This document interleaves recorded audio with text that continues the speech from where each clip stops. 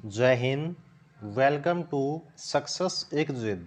आज हम डिस्कस करने वाले हैं D++ में आपकी जो फी कलेक्टर के एसआई की पोस्ट है इसके बारे में, जिसको सब इंस्पेक्टर या फिर एक्शन रिकॉर्ड का नाम भी दिया गया है। तो यहाँ पे देखिएगा, जो आपका एग्जाम है वो आप सभी जानते हैं कि कंडक्ट हो चुका है। तो अब इसके रिजल्ट को लेकर और इसके रिजल्ट के साथ साथ आपके जो आंसर की है, इन दोनों को लेकर क्या कुछ आपकी अपडेट है, और इसकी अपडेट के अलावा कुछ ऐसे इंपॉर्टेंट पॉइंट हैं जो कि आपको रिजल्ट और आंसर की के बारे में पता होना चाहिए, और वो हम डिस्कस करने वाले हैं। तो चलिएगा, जो भी आपकी जानकारी है बिल्कुल पॉइंट वाइज हम डिस्कस करते हैं। तो देखिएगा, जो आपका D++ का एग्जाम था, उस एग्जाम के कंडक्ट होने के बाद अब आपका रिजल्ट आउट किया जाएगा। लेकिन रिजल्ट के आउट होने से पहले आपकी एक चीज़ जो है आउट होगी, और वो है आपकी क्या, वो है आपकी आंसर की। लेकिन जो आपके आंसर की आउट होने वाली है ना, उसके बारे में कुछ ऐसे पॉइंट हैं जो कि आपको पता होना चाहिए। अब पॉइंट क्या है वो सुन लीजिए। तो यहाँ पर जैसे ही आपके आंसर के आउट होगे ना, तो उसमें सबसे पहले आपको जो अपने मार्क्स हैं, जो अपने क्वेश्चन हैं, वो आपको चेक करने हैं। लेकिन उसमें क्या होगा, उसमें आपको एक चीज का मौका दिया जाएगा। वो मौका क्या होगा, वो होगा आपका ऑब्जेक्शन। अब ऑब्जेक्शन क्या होगा देखिएगा, जैसे कि मान लीजिए कोई क्वेश्चन है, तो अगर आपको लगता है कि कोई आपका क्वेश्चन गलत है या फिर क्वेश्चन का ऑप्शन गलत है, उसका आंसर गलत है, कहने का मतलब ये है कि आपके क्वेश्चन में, आपके पेपर में अगर आपको कोई भी मिस्टेक लगती है, तो वहां पर आप लोग ऑब्जेक्शन लगा सकते हैं। और ऑब्जेक्शन लगाने के बाद क्या होगा, ऑब्जेक्शन लगाने के बाद आपके जो रिवाइज्ड आंसर की है ना, वो आउट होगी। वहां पर क्या किया जाएगा कि आपका अगर ऑब्जेक्शन एक्सेप्ट किया जाता है, तो वहां पर आपके जो नंबर होते हैं ना, वो बढ़ने के चांस होते हैं। जैसे कि मान लीजिए जो D++ का एग्जाम हुआ है, उसमें कुछ क्वेश्चन ऐसे हैं जो कि आपके कमीशन ने गलत दिए हैं, लेकिन आपका जो ऑब्जेक्शन लगता है वो ऑब्जेक्शन सही पाया जाता है। तो वहां पर जितने ऑब्जेक्शन आपके सही पाए जाते हैं, वो आपके नंबर में जो है वो ऐड कर दिए जाते हैं।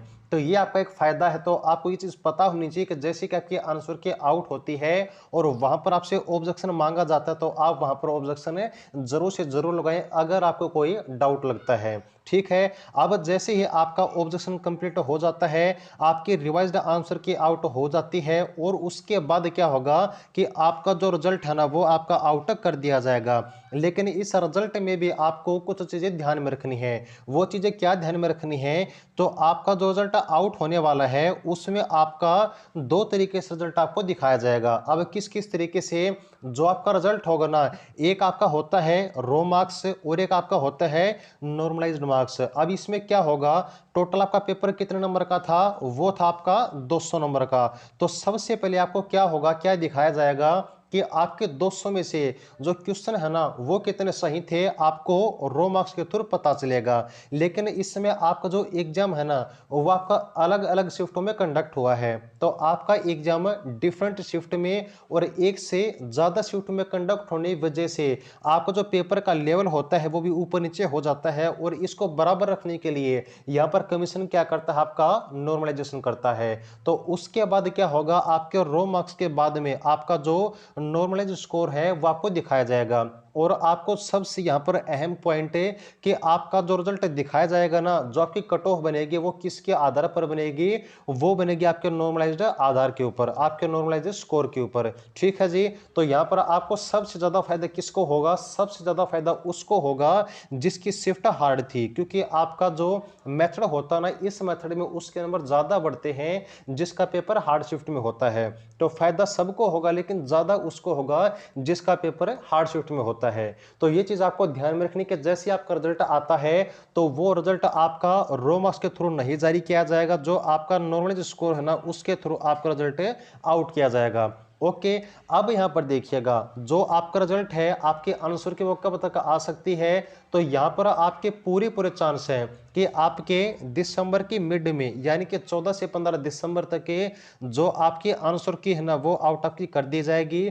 और जैसे ही आपके आंसर की आती है, आप अपना जो स्कोर वगैरह है, जो क्वेश्चन वगैरह है, वो जरूर से जरूर चेक करें। बाकी चीज आपको रिजल्ट में पता चलती रहेंगी। ठीक है जी। तो ये आपकी जानकारी थी। उम्मीद है कि जानकारी आपको जरूर से जरूर अच्छी लगी होगी। अगर आपका कोई और डाउट हो तो कमेंट सेक्शन में आप लोग पूछ सकते हैं। जुड़े रहिएगा। जय हिंद।